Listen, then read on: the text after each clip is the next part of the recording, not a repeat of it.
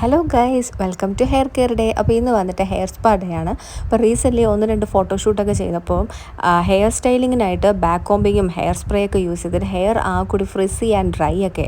അപ്പോൾ original hair നമ്മൾ protect ചെയ്യണത് ഇമ്പോർട്ടൻ്റ് ആണല്ലോ. അപ്പോൾ എന്തായാലും ഒരു ഹെയർ സ്പാ ചെയ്യാമെന്ന് കരുതി ഇത്തവണ ഞാൻ ചൂസ് ചെയ്തത് ഫെയർ സലൂണാണ്. ഫസ്റ്റ് ഓഫ് ഓൾ പറയട്ടെ, കംപ്ലീറ്റ്ലി സാറ്റിസ്ഫൈഡ് സർവീസ് ആയിരുന്നു.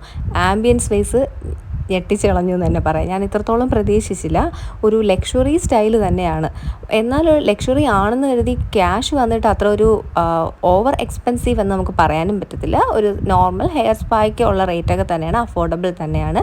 സർവീസും സൂപ്പറാണ്. അവിടുത്തെ സ്റ്റാഫായാലും നമ്മുടെ ഇഷ്യൂസൊക്കെ ചോദിച്ച് ആ ഹെയറിൻ്റെ കാര്യമെല്ലാം മനസ്സിലാക്കിയിട്ടാണ് അവർ അതനുസരിച്ചുള്ള ട്രീറ്റ്മെൻറ്റാണ് നമുക്ക് സജസ്റ്റ് ചെയ്യുന്നത്. എനിവേയ്സ് കംപ്ലീറ്റ്ലി സാറ്റിസ്ഫൈഡ് ആയിരുന്നു.